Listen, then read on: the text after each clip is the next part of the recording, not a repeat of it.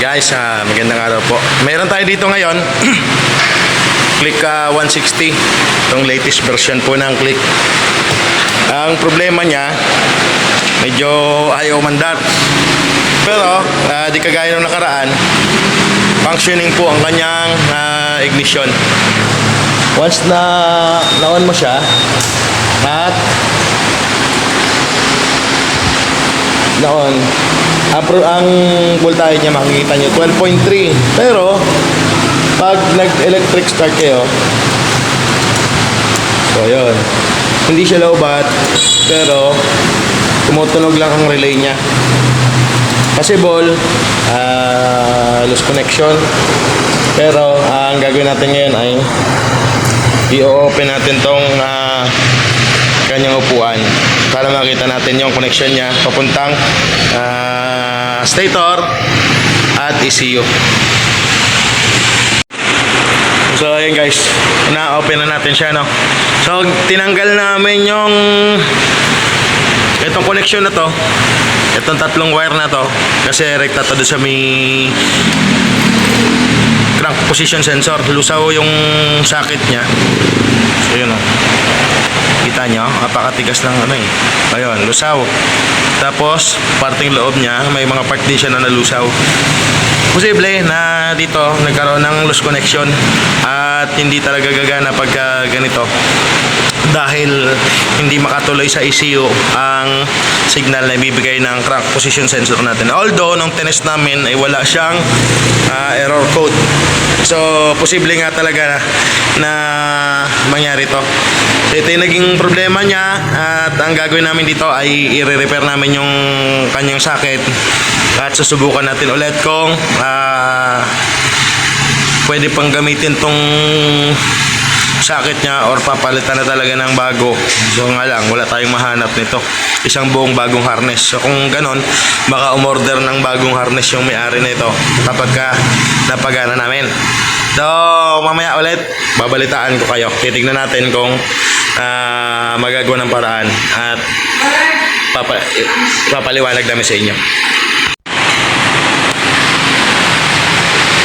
So ayan po, i-check ng aking kasama na si Sir Arnel yung nangyari doon sa motor. So para makita natin kung okay pa ang pin ng kanyang ECU, so alisin natin yun para masilip kung ano na nga ba yung nangyari. Sige sir, banat okay, lidyoanta ka para sadya itaon. Ang makalagaw ka mo digilay sa kabangkalan, tapos may motor ka mo daka budlay kag hindi maganda, basta hindi lang siya ina ngitaon nyo lang di si Sir Arnel. Release sa kabangkalan sa may Honda nan tanaw dula sir nan amo na ni Sir Arnel ang akon di upod nga kwan na mekaniko. Dua kami de, bali adlaw-adlaw open kami di sa amon branch, no, ng mga taga Kabangkalan. At doon naman sa mga hindi taga Kabangkalan, basta mga naghahanap pala sa akin, no, lumipat na ako ng province, nandito na ako sa aming hometown sa may Kabangkalan City, Negros Occidental.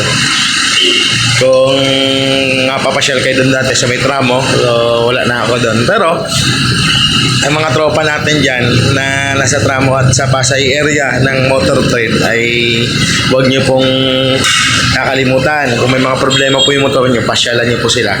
At sigurado 100% matutulungan po kayo sa mga problema nila. Huwag nyo pong pabayaan yung motor nyo. Lagi nyong alagaan, at kung may mapansin kayong kakaiba, so alam nyo naman yan pagka medyo nanibago kayo sa inyong motor, may problema siya, halimbawa na may naramdaman kayo na kakaiba, hindi kagaya ng mga nakarang araw sa paggamit ninyo at naninibago kayo, pag-check nyo na agad para maliit pa lang na problema ay magawa na agad ng aksyon kung sakasakali man na kailangan gawan ng aksyon, hindi na lumala. No. Ito, tingin ko dito, may mga times na to na humihinto-hinto yung andar ng motor na to. Nga lang, yung may-ari ay hindi lang ganong pinapansin. Nakita ko din kanina sa loob ng kanyang socket dito sa sakit na to, may tubig kasi. No? May tubig na konti. Siguro, yun yung naging cause. Possible, grounded siya. Or lumuwag na lang din, napasukan na lang din ng tubig yon, gawa nga nung lumuwag na siya at nagkalusaw-lusaw na kasi. So yan. Yan.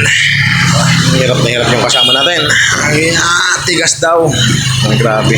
Ngayon talaga yung original na mga sakit ng Honda, lalo na tong Honda Click 160.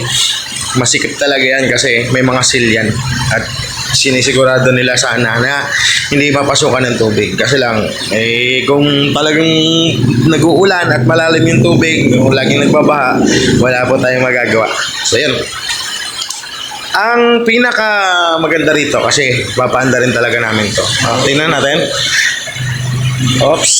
Hindi ka nang marinig kasi electric fan. Ayun, yung sinasabi ko. No, yung pinagtanggalan tong isang sakit, ito yung naging problema. Yun, lumusaw. Nalusaw yung isang pin. Ito sa baba na to. So, try lang namin. Lilinisan lang muna to.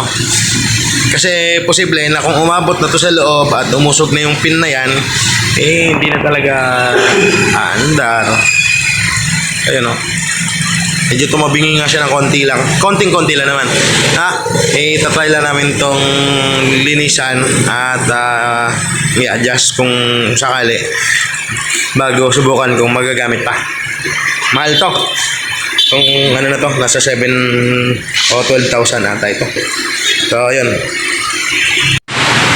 Ngayon, sir, isaksak ba na kamay? Basta. Nan. I-doot to. So, try mo andar. Okay na. Nalinisan na namin. Ayan. Start. Napakahusay ng kasama ko. Ayun, yung problema ay nagawa pa naman ng paraan. Okay yung ECU niya. Nilinis lang namin yung connection niya at naayos naman. Hindi pa ganun kalala yung naging problema niya.